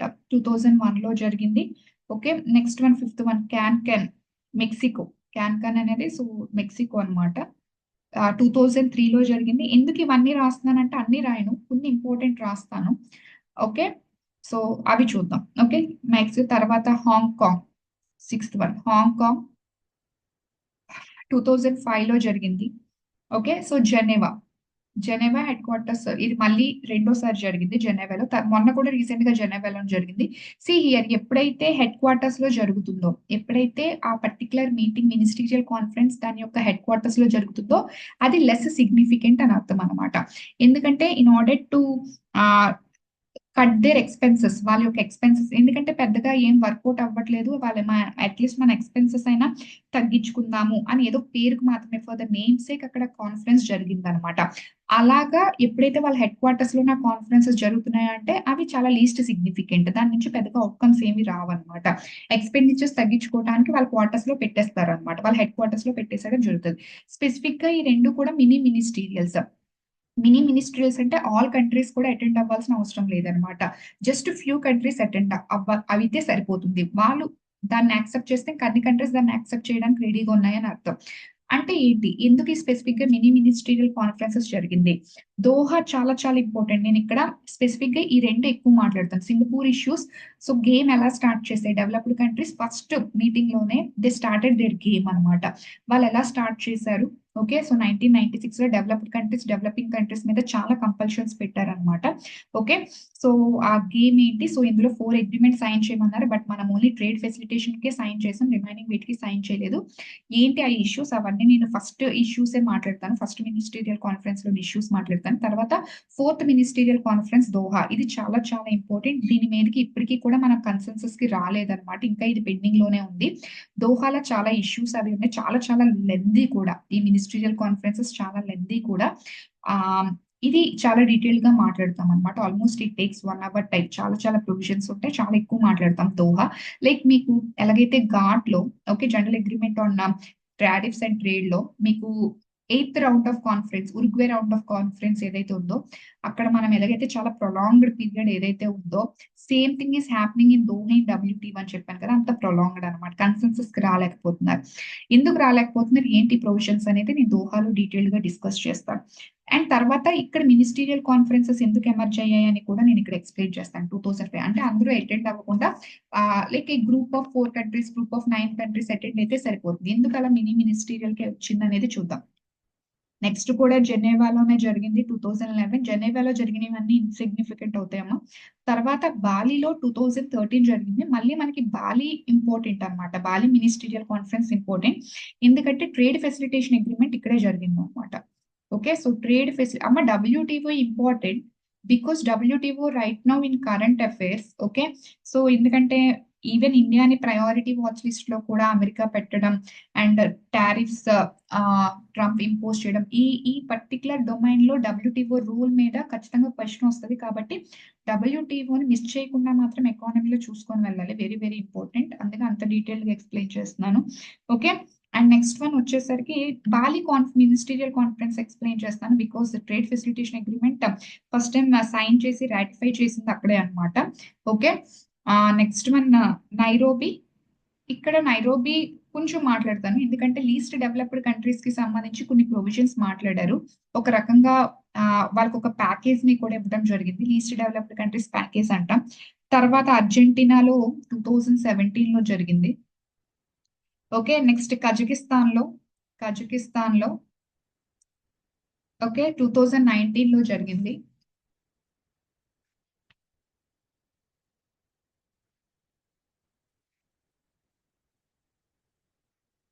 సో నెక్స్ట్ వన్ అబుదాబిలో 2024. ఎందుకు ఇంత డిఫరెన్స్ వచ్చింది, సారీ 2022 రాయాలి కదా, జెనీవాలో మళ్ళీ 2022, COVID-19 సో పెద్దగా ఏం లేదు, అందుకని చెప్పేసి జెనీవాలో 2022లో ఇమీడియట్లీ ఆఫ్టర్ కోవిడ్ వల్ల అగైన్ జెనీవా. సో తర్వాత మొన్న రీసెంట్ గా 2024లో అబుదాబిలో జరిగింది. అబుదాబిలో. ఓకే, 2024 అనమాట. ఓకే, సో ఇది ఓవరాల్ గా ఎన్ని మినిస్ట్రియల్ కాన్ఫరెన్సెస్ జరిగాయి డబ్ల్యూటీఓ. ఇందులో మనం అన్ని మాట్లాడమన్నమాట. ఓకే, సో స్పెసిఫిక్ గా నా major concentration Singapore issues and Doha మీద ఉంటాయి. అండ్ బాలి ఎందుకు మాట్లాడుతున్నానంటే ట్రేడ్ ఫెసిలిటేషన్ అగ్రిమెంట్ మాట్లాడతాను. ట్రేడ్ ఫెసిలిటేషన్ అగ్రిమెంట్ మీకు గుర్తుందో లేదో, ఆ మనము national food security act of 2013 కింద ఏ లాట్ ఆఫ్ సబ్సిడీస్ అనేది ఇచ్చాం. అయితే ఏంటి, యాక్చువల్ గా మనకి సబ్సిడీస్ అన్ని ఎక్కువ ఇవ్వకూడదు కదా. మీకు గుర్తుందో సబ్సిడీస్ కేటగిరీ కింద మనం ఏంటి, developing countries only 10% of the total agricultural output ఇవ్వాలి. Developed countries they can give only up to 5% of the total agriculture output value. అదేంటి, యాంబర్ బాక్స్ లో ఉన్నవి అని చెప్పాను. గ్రీన్ బాక్స్, బ్లూ బాక్స్ లో రెస్ట్రిక్షన్స్ లేవి, ఎంతైనా ఇచ్చుకోవచ్చు అని చెప్పాను. అండ్ బ్లూ బాక్స్ యొక్క కాంట్రవర్సీస్ కూడా చెప్పాను. ఓకే, అయితే అప్పుడు అమెరికా షూడ్ ఇండియా అని చెప్పండి డిస్ప్యూట్ సెటిల్మెంట్ బాడీలో. అయితే మనం ఏమని చెప్తాం, ఆ ఫుడ్ సెక్యూరిటీ కోసం మేము చేస్తున్నామంటే ఓకే, దీన్ని ఎక్స్పోర్ట్ చేయకూడదు, దీనికి సంబంధించిన ఎవ్రీథింగ్ ఇన్ఫర్మేషన్ మాకు ప్రొవైడ్ చేయాలి, టైప్ ఆఫ్ కండిషన్స్ అనేవి పెట్టాయని చెప్పాను. ఓకే, దీన్ని ఎందుకు ఒప్పుకున్నాయి అని చెప్పాను. అప్పుడు డబ్ల్యూటీఓ దీన్ని ఎందుకు ఒప్పుకుంది, we have cross at the limit అనమాట. అంటే 10% of total agriculture output value limit ని క్రాస్ చేసాం. అయినా ఎందుకు ఒప్పుకున్నారు అంటే మనం ఏమని చెప్పాం, మేము ట్రేడ్ ఫెసిలిటేషన్ అగ్రిమెంట్ ని సైన్ చేయమని చెప్పేసి మనం లిటిగేషన్ పెట్టాం. సో మనం ఆ ట్రేడ్ ఫెసిలిటేషన్ అగ్రిమెంట్ సైన్ చేయించడం కోసం ఇది సైన్ చేస్తాము, అంటే మీరు ఇది ఒప్పుకుంటేనే మేము ఇది సైన్ చేస్తామని చెప్పాం కాబట్టి వాళ్ళు దీనికి ఒప్పుకున్నారు. అప్పుడు మనం ట్రేడ్ ఫెసిలిటేషన్ అగ్రిమెంట్ ని సైన్ చేస్తామని చెప్పాను. Liberalisation of trade related norms అనమాట. ఓకే, అందుకని ట్రేడ్ ఫెసిలిటేషన్ అగ్రిమెంట్ ఇంపార్టెంట్ అనమాట. ఈ ట్రేడ్ ఫెసిలిటేషన్ అగ్రిమెంట్ ఎక్కడో సింగపూర్ లో మాట్లాడారు ఈ అగ్రిమెంట్ ని సైన్ చేయమని. కానీ 1996 లో మాట్లాడితే ఆల్మోస్ట్ 2013 లో లిటరల్ గా సైన్ చేయడం జరిగింది. అంత టైం పట్టింది. అంటే ఈ రోజు నేను తగ్గిస్తాను అని చెప్పేసినంత మాత్రాన్ని ఇయరే తగ్గించారు. అది ఎప్పుడో 10 ఇయర్స్ 20 ఇయర్స్ కో తగ్గిస్తారు అనమాట. వీళ్ళు కూడా అంతే, trade facilitation agreement okay sign చేస్తామని చెప్పాం. బట్ మనం లిటరల్ గా సైన్ చేసి రాటిఫై చేసింది, రాటిఫికేషన్ అంటే మన పార్లమెంట్ లో దాన్ని ఒప్పుకోవడం. ఓకే, ఎందుకంటే ఫర్ ఎగ్జాంపుల్ మనం వెళ్ళాము అమెరికాకి, లైక్ ఏదైనా మాట్లాడేసి వచ్చారు ప్రైమ్ మినిస్టర్, మేబీ మన పార్లమెంట్ ఒప్పుకోకపోదు, because he's not the absolute power కదా. సో పార్లమెంట్ దాన్ని యాక్సెప్ట్ చేయాలి, అప్రూవల్ చేయాలి కదా. సో మన పార్లమెంట్ లో దాన్ని అప్రూవల్ చేస్తే అది రాటిఫికేషన్. మనం వెళ్ళి అక్కడ మాట్లాడింది తర్వాత మన పార్లమెంట్ దాన్ని ఒప్పుకుంటే అది ratification. So trade facilitation agreement కి సంబంధించి రాటిఫికేషన్ అవి కూడా మనం చేస్తాం. సో అందుకని బాలి మినిస్టీరియల్ కాన్ఫరెన్స్ మనకి ఇంపార్టెంట్ అనమాట. అందుకని నేను అది ఎక్స్ప్లెయిన్ చేస్తాను. నైరోబీ ఎందుకు ఎక్స్ప్లెయిన్ చేస్తానంటే లీస్ట్ డెవలప్డ్ కంట్రీస్ కి ఒక ప్యాకేజ్ ఇచ్చడం జరిగింది అనమాట. అందుకని అది మాట్లాడతాను. So Singapore, Doha, Bali and Nairobi. Okay, ఈ 4 మినిస్టీరియల్ కాన్ఫరెన్సెస్ మాట్లాడతాం. అండ్ దోహా చాలా పెద్దది ఇందులో. ఓకే, సరే. So first of all Singapore issues గురించి చూద్దాం. What are the Singapore issues ministerial conference? Like మీరు ఎలా ఎలా అర్థం చేసుకోవాలంటే ఎన్విరాన్మెంట్ లో ప్యారిస్ ఎలాగో, క్యోటో ప్రోటోకాల్స్ ఎలాగో అలాగే. ఓకే, సో ఫస్ట్ వన్ వచ్చేసరికి Singapore issues.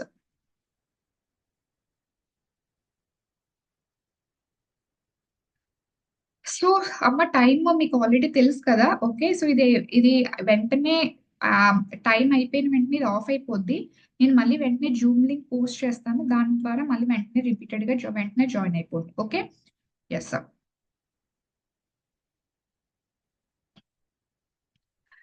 Okay, human development index ఇవన్నీ కంప్లీట్ చేసేసారమ్మా.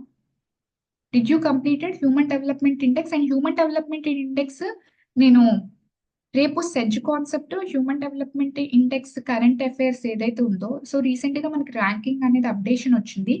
అది దానికి సంబంధించి కొంత కరెంట్ అఫైర్ రిలేటెడ్ గా నేను దానికి అటాచ్ చేస్తాను. బట్ మీకు 3 ఈ డైమెన్షన్స్ ఇండికేటర్స్ కంప్లీట్ అయినాయా Bhagya? You have to complete, pending కాకుండా కంప్లీట్ చేసేసి. బికాస్ నేను ఆల్గో గ్యాప్ ఇస్తున్నాను కాబట్టి క్లాసెస్ కి మధ్య ఈ లోపు కంప్లీట్ చేసేసేయాలి. ఓకే, ఎందుకంటే నేను హ్యూమన్ డెవలప్మెంట్ ఇండెక్స్ అప్డేటెడ్ చెప్పేస్తాను. అప్డేటెడ్ గా ఏముంది ఏంటి అని చెప్తాను. మీరు ఒకసారి ఇది చూస్తే నేను ఏం మాట్లాడుతున్నాను అనేది అర్థమవుతుంది అనమాట. ఓకే, ఎస్, సరే. So Singapore issues. సో ఏంటి సింగపూర్ ఇష్యూస్? యాక్చువల్ గా developed countries. Okay, so I start fresh. Singapore issues fresh గా స్టార్ట్ చేద్దాం. ఓకే, వెంటనే న్యూ లింక్ తోని. ఓకే, ఐఎమ్ జస్ట్ ఇక్కడ వైండ్ ఆఫ్ చేసి సింగపూర్ ఇష్యూస్ ఫ్రెష్ గా స్టార్ట్ చేస్తాం. ఓకే,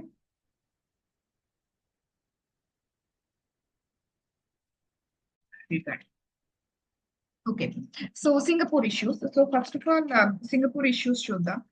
సో సింగపూర్ ఇష్యూస్ లో మేజర్ గా 4 ఆస్పెక్ట్స్ మీద ఇష్యూస్ అని ఎందుకు రాశానంటే, Singapore first ministerial conference developed countries ఏంటంటే వాళ్ళు ఏంటంటే కొత్త ఆస్పెక్ట్స్ ని ఇందులోకి తీసుకురావడం జరిగింది.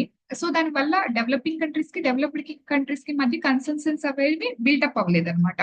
మేజర్ గా 4 ఇష్యూస్ ని వీళ్ళు రేస్ చేశారు, తీసుకురావడం జరిగింది. ఒకటి వచ్చేసరికి regarding competition policy and second one వచ్చేసరికి regarding investment policy and third one was regarding government procurement and fourth one వచ్చేసరికి ట్రేడ్ ఫెసిలిటేషన్.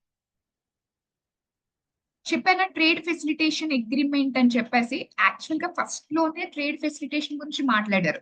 బట్ అది 2013 బాలి మినిస్టీరియల్ కాన్ఫరెన్స్ లో దాన్ని సైన్ చేసి రాటిఫై చేయడం జరిగింది. అంటే అంత టైం పట్టింది. సింగపూర్ ఇష్యూ ఎప్పుడు మనకి యాక్చువల్ గా సింగపూర్ 1996 లోనే ఫస్ట్ మినిస్టీరియల్ కాన్ఫరెన్స్ స్టార్ట్ అయింది.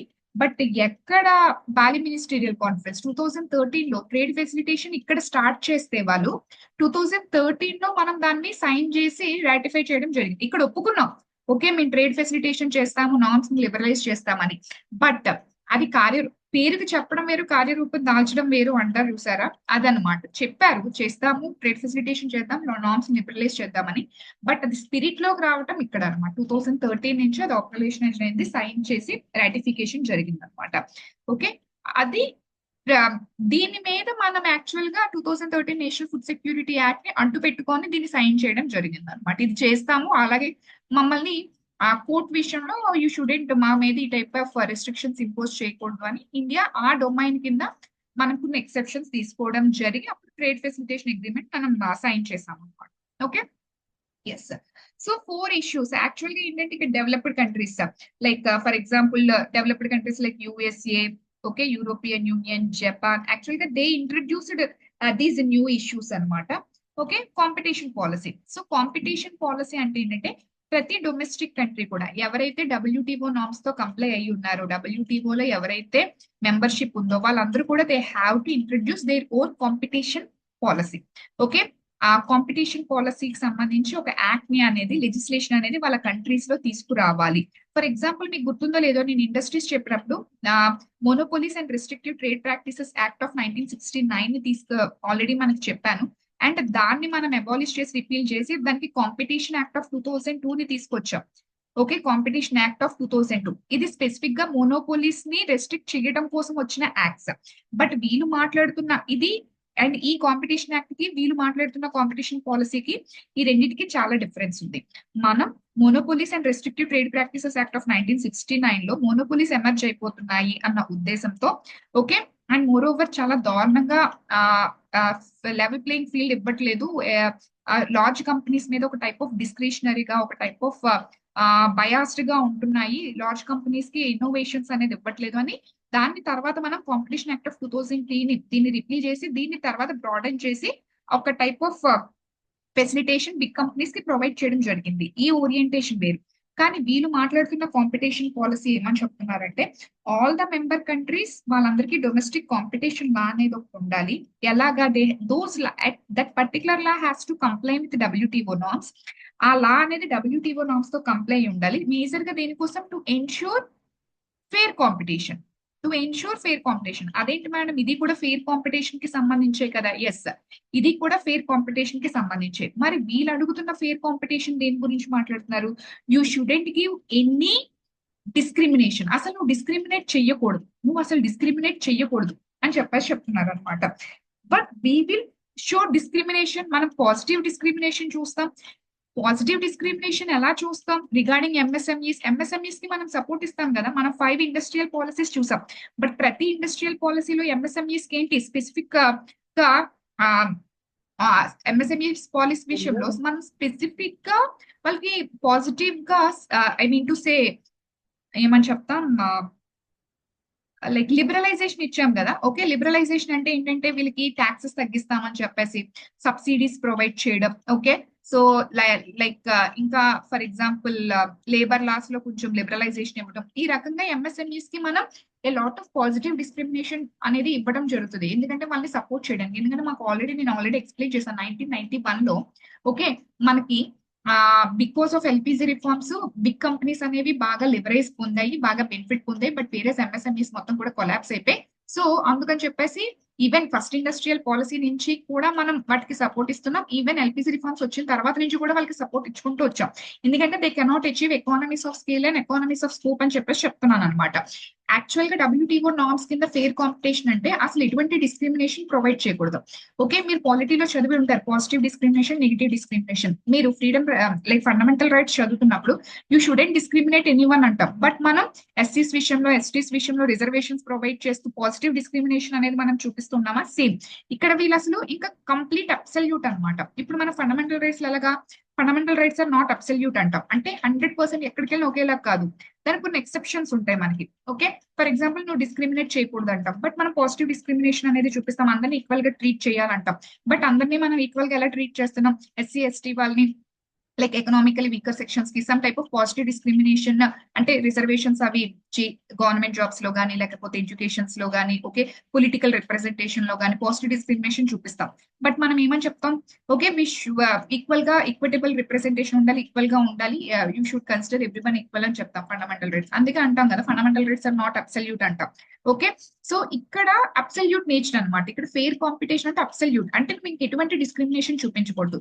బట్ మనం ఇక్కడ ఏమో చెప్తాం, ఇవి అబ్సల్యూట్ కాదు. మన కాంపిటీషన్ యాక్ట్ ఆఫ్ 2002 లో మనం కూడా డిస్క్రిమినేషన్ చూపించము, ఫెయిర్ కాంపిటీషన్ ఎన్హాన్స్ చేస్తామంటాం. But we'll show positive discrimination towards our MSMEs అనమాట.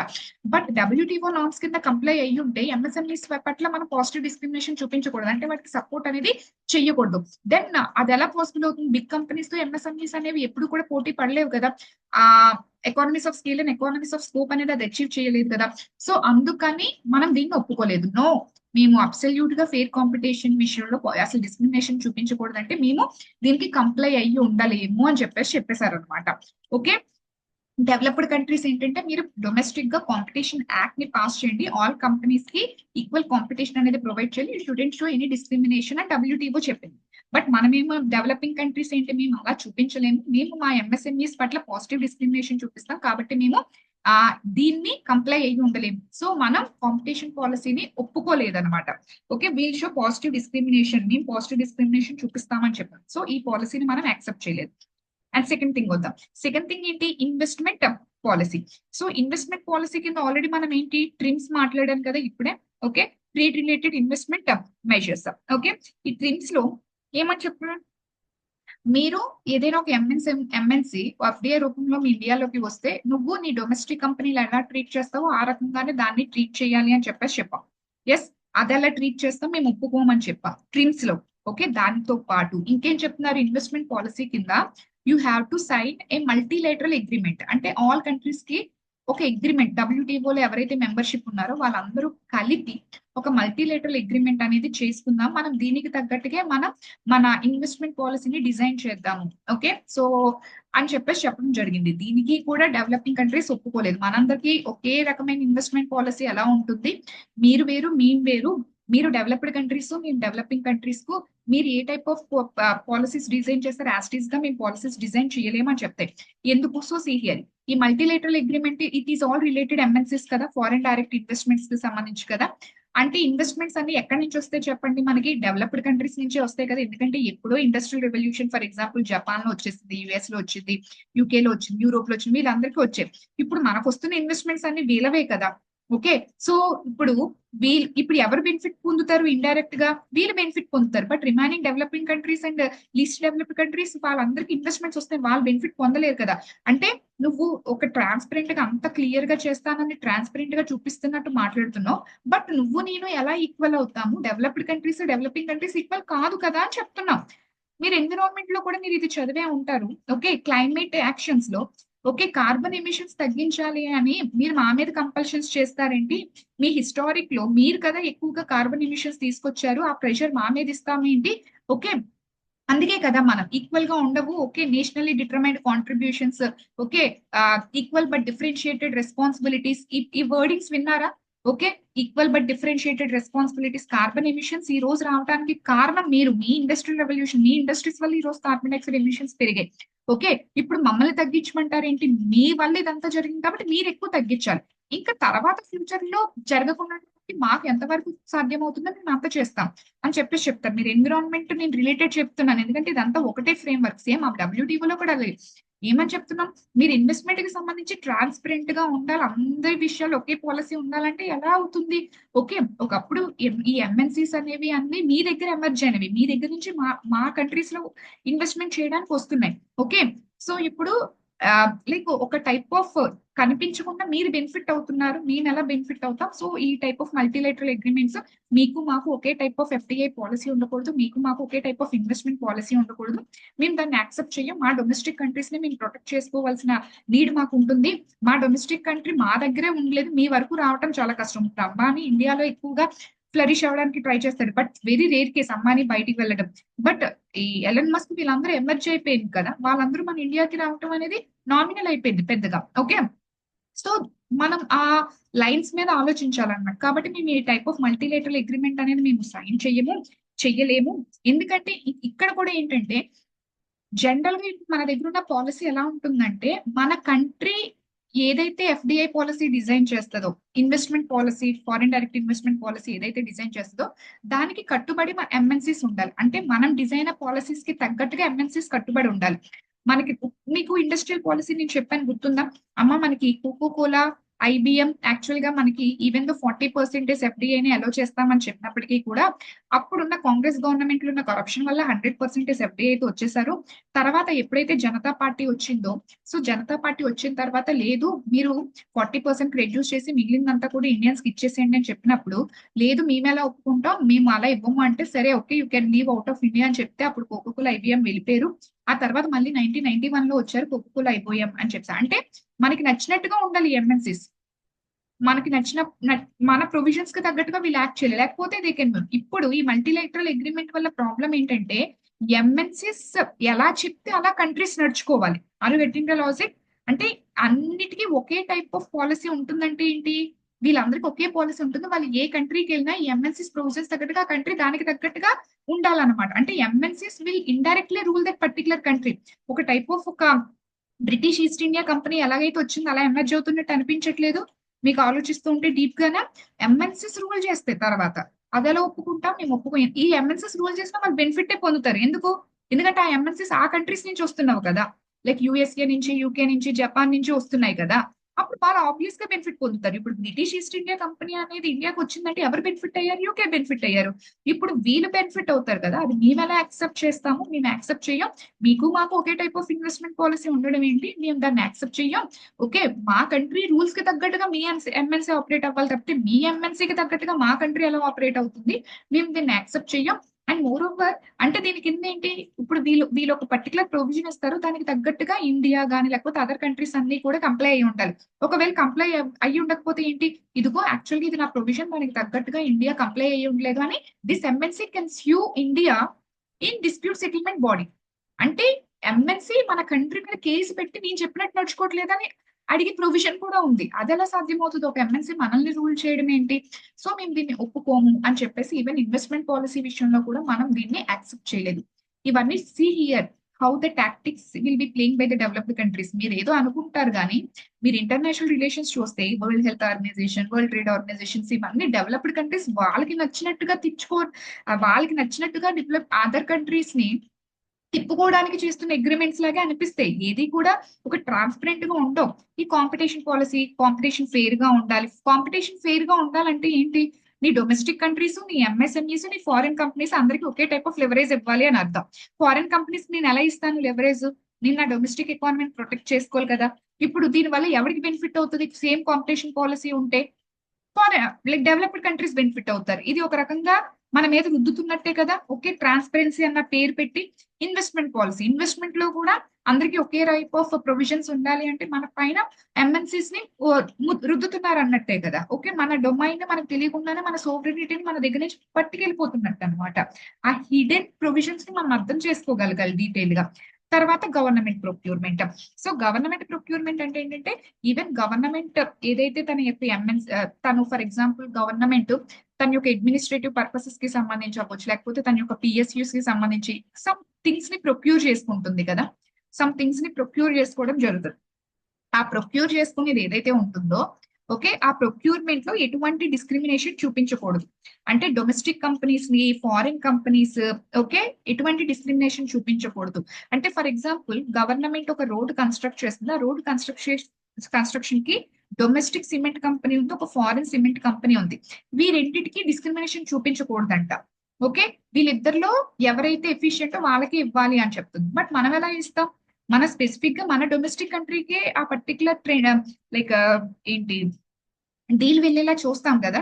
ఓకే, సో ఆ ఫారిన్ కంపెనీకి అక్కడ బెనిఫిట్ ఎలా ఇస్తాం? మనం డిస్క్రిమినేషన్ ఖచ్చితంగా చూపిస్తాం కదా. ఇప్పుడు ఏమంటున్నారు? గవర్నమెంట్ ప్రొక్యూర్మెంట్ అంటే గవర్నమెంట్ ఏవైతే ప్రొక్యూర్ చేసుకుంటుందో అందులో ట్రాన్స్పరెన్సీ ఉండాలి. అంటే గవర్నమెంట్ డిస్క్రిమినేట్ చేయకూడదు. దేనికి? డొమెస్టిక్ కంపెనీస్ కి, ఫారిన్. దేని విషయంలో? By granting process. ఒక రోడ్డు వేయాలనుకోండి, రోడ్డు వేయడానికి బిడ్డింగ్ అడుగుతుంది కదా.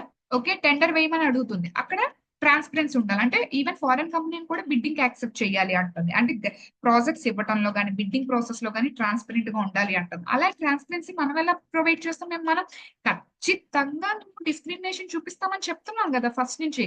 మేము ఫారిన్ కంపెనీస్ ని ఎట్టి పరిస్థితుల్లో డిస్క్రిమినేషన్ చూపిస్తాం. అంటే ఈ రకంగా గవర్నమెంట్ ప్రొక్యూర్మెంట్ లో ట్రాన్స్పరెన్సీ ఉండాలి, ఇన్వెస్ట్మెంట్ పాలసీలో ట్రాన్స్పరెన్సీ ఉండాలి, కాంపిటీషన్ పాలసీలో. అంటే ఒక రకంగా వాళ్ళ ఎంఎన్సీస్ ని మన దగ్గరికి తీసుకొచ్చి ఒక మోనోపోలీస్ గా ఎమర్జ్ చేయడం కోసం టాక్టిక్స్ అనమాట ఇవన్నీ కూడా.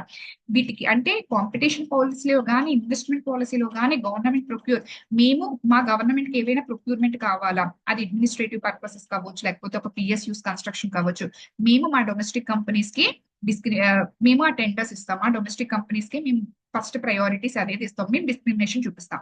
ఇన్వెస్ట్మెంట్ పాలసీయా, మా కంట్రీ ఇన్వెస్ట్మెంట్ పాలసీ వేరు, మీది వేరు. ఓకే, మీ ఫారిన్ కంపెనీస్ కి రూల్ చేసే లా అనేది మేము అప్లై చేయం. కాంపిటీషన్ లో కూడా మేము ఫేర్ కాంపిటీషన్ ఉంటాం. మా డొమెస్టిక్ కంపెనీస్ కి, మా ఎంఎస్ఎంఈస్ కి మేము ప్రొటెక్షన్ అనేది ఇచ్చుకుంటాము అని మేము మనం ఇన్ ద సెన్స్ ఇక్కడ ఆల్ డెవలపింగ్ కంట్రీస్ అనమాట. ఈ 3 క్లాసెస్ కి ఒప్పుకోలేదు.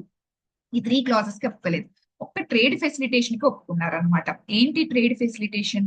సో ఈ ట్రేడ్ ఫెసిలిటేషన్ ఏంటంటే, ఈ ట్రేడ్ ఫెసిలిటేషన్ లో మేజర్ గా 3 ఉన్నాయన్నమాట. సో ట్రేడ్ ఫెసిలిటేషన్, సో ఈ ట్రేడ్ ఫెసిలిటేషన్ లో మేజర్ గా one thing is regarding simple custom. అంటే ఇది ఏమీ లేదు, it's the is of custom clearance norms. It's the is of custom clearance norms. Custom clearance norms. Okay, for example import చేయించుకోవడానికి, export చేయడానికి customs ఏవైతే clearance first norms ఉంటాయి చూసారా, అవి ఈజీ అప్ చేయండి. ఓకే, ఇది ఈజీ అప్ చేయడం కోసం బలవంతంగా మనమే ట్రై చేసింది. అంటే వాళ్ళ ప్రొడక్ట్స్ ఏవైతే ఉన్నాయో మన ఇండియన్ మార్కెట్ లో ఈజీగా ఇంపోర్ట్ చేసుకునే విధంగా అనమాట. ఓకే, ఇది ఒప్పుకున్నాం, బట్ బాలి మినిస్ట్రియల్ కాన్ఫరెన్స్ లో మాత్రమే సైన్ చేసాం. ఒప్పుకోవడం అయితే సింగపూర్ మినిస్ట్రియల్ కాన్ఫరెన్స్ లో ఒప్పుకున్నప్పటికీ సైన్ చేసి రాటిఫై చేసింది మాత్రం బాలి మినిస్ట్రియల్ కాన్ఫరెన్స్ అనమాట. Okay, so simple customs clearance norms. Custom clearance norms అనేవి చాలా సింపుల్ గా ఉండాలి. కస్టమ్ క్లియరెన్స్ నార్మ్స్ అవ్వచ్చు, ప్రొసీజర్ అవ్వచ్చు, చాలా సింపుల్ గా ఉండాలి. అంటే రెడ్ టేపిజం ఉండకూడదు. మీరు విన్నారా? రెడ్ టేపిజం అంటే very much delay in proceedings అనమాట. జనరల్ గా గవర్నెన్స్ లో వింటారు రెడ్ టేపిజం అన్న వర్డ్. ఓకే, అంటే మీరు చూస్తే గవర్నమెంట్ కి ఆఫీసెస్ వెళ్తే మీరు చూడండి, ఇలా ఒకదాని మీద ఒకటి ఫైల్స్ ఉంటే దీని చుట్టూ రెడ్ కలర్ థ్రెడ్ కట్టేసి ఉంటారు. అంటే ఆ ఫైల్స్ అనేవి ఇంకా ఇప్పుడు వరకు చూడలేదు. ఇది హైరార్కీ 1, హైరార్కీ 2. ఓకే, ఇక్కడ group D officer, group C officer, group B officer, group A officer, తర్వాత secretary, like like under secretary.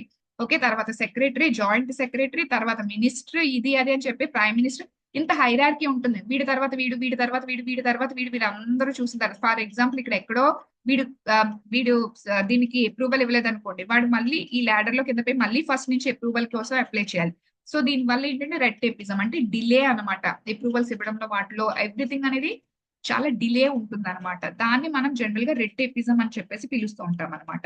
Okay, yes sir. So ఈ రెడ్ టేపిజం ఉండకూడదు. చాలా సింగిల్ విండో క్లియరెన్స్ ఉండాలి. మీకు సింగిల్ విండో క్లియరెన్స్ ఆల్రెడీ చెప్పినట్టున్నాను. FIPB, foreign investment promotion board single window clearance అని చెప్పేసి చెప్పాను మీకు. ఇండస్ట్రియల్ పాలసీలో క్విక్ క్లియరెన్స్ నార్మ్స్ ఉండాలి. క్లియరెన్స్ నార్మ్స్ కూడా చాలా క్విక్ గా ఉండాలి, డిలే ఉండకూడదు. డాక్యుమెంటేషన్ కూడా చాలా సింపుల్ గా ఉండాలి. ఓకే, ఇది ఫస్ట్ వన్. సెకండ్ వన్ ఏంటి, హార్మోనైజేషన్ అంటే యూనిఫార్మిటీ, అన్ని యూనిఫార్మిటీ ఇన్ నార్మ్స్ అన్నమాట. హార్మోనైజేషన్ అంటే బేసికల్లీ యూనిఫార్మిటీ అన్నమాట. All members should adapt WTO consistent norms ఏవైతే ఉన్నాయో ఆ నార్మ్స్ కి తగ్గట్టుగా అందరూ వాళ్ళ కస్టమ్ క్లియరెన్స్ అన్ని ఆ ప్రొవిజన్స్ కి ఫాలో అయ్యి ఉండాలి. తర్వాత థర్డ్ వన్ వచ్చేసరికి upgradation of custom clearance infrastructure. Upgradation of custom clearance infrastructure. Upgradation of custom clearance infrastructure upgrade చేయడం. ఓకే, అంటే ఏంటి, you should use information and communication technology, అంటే ఆన్లైన్ పేమెంట్ ఆఫ్ ఫీ అవ్వచ్చు, scanners అవ్వచ్చు. Okay, digital infrastructure introduce చేయాలి custom clearance norms లో. Okay అని చెప్పేసి చెప్పడం జరిగింది. అంటే సింపుల్ గా ట్రేడ్ ఫెసిలిటేషన్ ఒక్కదాన్ని మనం ఒప్పుకున్నాం, ఇక్కడ జస్ట్ ఒప్పుకున్నాం. Okay, so custom clearance norms easy up చేసాం, డిజిటలైజేషన్ చేసాం. ఓకే, WTO నార్మ్స్ తో కంప్లై అయి ఉన్నాం, అన్ని చేస్తామని ఒప్పుకున్నాం. బట్ చేసింది మాత్రం Bali ministerial conference in 2013. But remaining ఈ ఒక్కదాన్నే ఒప్పుకున్నాం సింగపూర్ ఇష్యూస్ లో, బట్ ఈ 3ని ఒప్పుకోలేదు. ఓకే, సో ఈ 4 ప్రొవిజన్స్ లో 3 ప్రొవిజన్స్ ఒప్పుకున్నాం, 3 ప్రొవిజన్స్ ఒప్పుకోలేదు, ఒక ప్రొవిజన్ ఒప్పుకున్నాం. బట్ అది కూడా కార్యరూపం దాల్చింది మాత్రం ఈ Bali ministerial conference of 2013. Okay, yes. So Doha ministerial conference అనేది చాలా పెద్దదమ్మా. సో ఇది మనం రేపు చూద్దాము. ఓకే, సో రేపు continue. I thought we can complete it now, but so ఇది అయ్యేలా లేదు. సో రేపు కంప్లీట్ చేద్దాం. Okay, so Bali ministerial Doha ministerial conference రేపు. Okay, okay then, so bye for now. Yes, ఈ లోపల హ్యూమన్ డెవలప్మెంట్ ఇండెక్స్ ఇవన్నీ కంప్లీట్ చేసేసాను. Okay, yes, okay then, by.